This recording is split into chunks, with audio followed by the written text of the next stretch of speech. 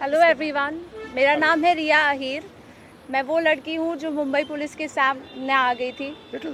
You guys से कि ये वो लड़की है जो वायरल हो गई है, जिन्होंने मुंबई पुलिस को रोका था। बट मैं मीडिया से ये कहना चाहूँगी, मैं वो लड़की हूँ जिन्होंने 20 बच्चों को अनलॉफुली डिटेन होने से रोका था। Please change your narrative, change your perspective. पर जो भी मैंने किया उसकी वजह से मुझे बहुत हरास किया जा रहा है। ट्रोलिंग नहीं बोलूँगी मैं, क्योंकि ये ट्रोलिंग नहीं है, ये क्राइम है। और सिर्फ ये ही नहीं, जनता ही नहीं बल्कि पार्टी वर्कर्स भी अभी अपने फेसबुक पर पोस्ट लगा रहे हैं, मेरे बारे में गलत बोल रहे हैं कि मैं जो कुछ भी कर रही हूँ 140 रुपीज़ में अपनी बॉडी बेच रही हूँ। सर, आप खुद ही सोचिए, उनके दिमाग में ऐसा कितनी गंदगी भरी रहेगी कि वो ये बोल रहे हैं। 27 को मैंने क्राइम रजिस्टर करवाया था। आज 5 तारीख है, मेरे हाथ में अभी तक FIR नहीं आया है। ना ये बेटियों को पढ़ने दे रहे हैं, ना ये बेटियों को बचने दे रहे हैं। मैं बस आपसे इतना कहना चाहूँगी कि एज मीडिया हमारी सबकी रिस्पॉन्सिबिलिटी होती है कि जिन बच्चों के लिए मैं खड़ी थी अब वो मेरे लिए खड़े हैं।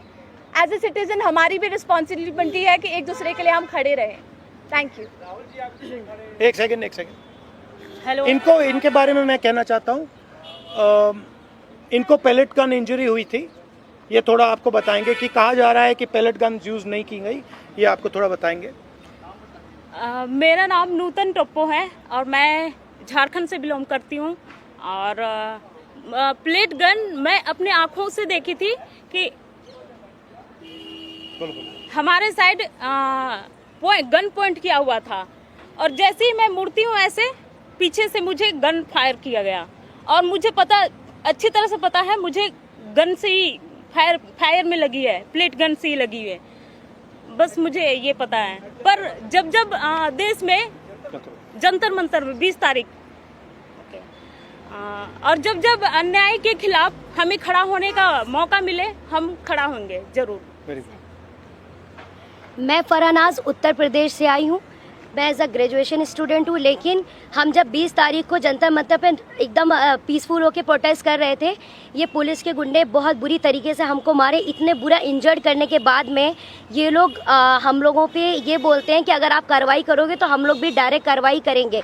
देन उसके बाद भी जब इनसे ये नहीं बना तो ये लोग कहने लगे, ये पुलिस का कहना था कि इनका नाम, क्योंकि मुसलमान नाम से इन लोगों ने जज किया कि मैं फरानाज। पहले इन्होंने मुझे मारने के बाद बस में बिठाया, 3 घंटे तक लिटरली रखे, और फिर उसके बाद बोलते हैं कि नाम क्या। मैंने कहा फरानाज। इनकी लिस्ट अलग बनाई जाएगी क्योंकि ये लोग देशद्रोही हैं। तो सर, अगर हम लोग शांति से प्रोटेस्ट कर रहे हैं, क्या हम देशद्रोही हैं? क्योंकि हम लोग नॉर्मल लगा रहे थे वंदे भारत और भारत माता की जय, उसके बावजूद भी हम लोग को मारने के बाद देशद्रोही बोलते। तो ये इन्होंने हमारे साथ किया। उसके साथ साथ सोशल मीडिया पे लगातार आ रहा है कि अरे ये लोग सिर्फ देशद्रोही पना करने गए थे। तो मेरा यही कहना है कि अगर आप लोग इस तरीके से करते रहोगे, लेकिन हम लोग बाज नहीं आएंगे। हम हक के लिए, अपने देश के लिए हमेशा खड़े रहेंगे। जय हिंद, जय भारत। मेरा नाम भरत बानाइत है। मैं नागपुर से आया था, जो जंतर मंतर के लिए प्रोटेस्ट किया था। उस प्रोटेस्ट में मैं 20 जून से था, पर 20 जुलाई को हुआ वाकया, तो हमने धर्मेंद्र प्रधान के लिए जो इस्तीफ़ा मांगा था, उस इस्तीफे के लिए इन्होंने इतना अत्याचार किया, इतनी बर्बरता की। शायद हमने अमित शाह का इस्तीफा मांग लिया होता तो इन्होंने हम पे सीधा गोलियां चला दी होती, बॉर्डर बना दिया होता जंतर मंतर को। मुझे इस तरीके से लगता है, क्योंकि हमने जो सहा है, मैंने खुद कई बच्चों को एम्बुलेंस में डाला, जो ब्लीडिंग हो रही थी, उनसे ब्लीडिंग हो रही थी, मैंने उनको डाला तो सामने जाके उनको रोका गया था। उनको रोकने के बाद उनको फिर जिनके सर पे लगी थी उनके पैर तोड़े गए, और जिनके पैर टूटे थे उनके सर फोड़े गए, हाथ तोड़े गए। मतलब इस तरीके का वाक़या हमने देखा, और अभी तक ज़िंदगी में मैंने ये ऐसा दिन कभी मैंने अपने ज़िंदगी में नहीं देखा। और ये मेरे ज़िंदगी का ब्लैक डे था, और ये ज़िंदगी में किसी के नहीं आना चाहिए। इसलिए सबने एक साथ सब खड़े हुए, और जैसे मुझे मारा गया तो लोग मुझे देख के आए। पर अभी हमें लगता है कि उस दिन अगर हम रुकते नहीं जंतर मंतर पे, तो ये लोकतंत्र का आखिरी दिन होता। यही मैं कहना चाहता हूँ। धन्यवाद। हाय एवरीवन, मेरा नाम मुस्कान है। मैं ज़्यादा कुछ नहीं बोलूँगी, मैं बस इतना बताऊँगी that I was one of the peaceful protesters at Delhi Jantar Mantar. मेरा सवाल बस ये है कि जब मैं शांति से चल रही थी तो पुलिस ने मुझे मारा क्यों? RAF ऑफिसर्स ने मेरे ऊपर लाठी क्यों बजाई? और जब ये साफ साफ रूल है कि आप थाई के ऊपर नहीं मार सकते हो और एक मेल ऑफिसर किसी लड़की को नहीं मार सकता, तो एक मेल RAF ऑफिसर ने why did he try to jab a baton into my buttocks? मेरा बस इतना सा सवाल है।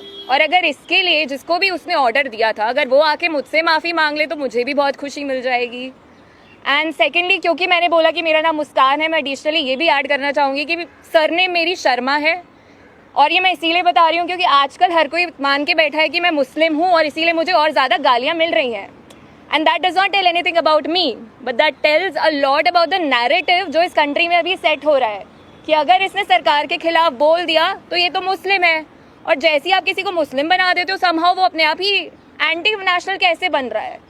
तो हम इस नैरेटिव को बहुत ज़्यादा आजकल फॉलो कर रहे हैं, और ये जितनी भी ट्रोलिंग आजकल हो रही है इंटरनेट पे, जितना भी हरासमेंट हम लोग फेस कर रहे हैं, ये इस कंट्री का नैरेटिव बताता है बहुत साफ साफ। थैंक्स। आप सब लोगों से सवाल है कि आप इंटिमिडेट किया जा रहा है, आप डराया जा रहा है, आपकी परीक्षा हो रहा है, even when you are standing here, what makes you standing here? No, but I want to say something else, which is even more powerful. That there are young people who are standing here in front of India's press, but Amit Shah and the Prime Minister don't have the courage to stand here. अगर ये बाहर जाएगा उसके बाद हमें रोज और गालियां पड़ने वाली हैं।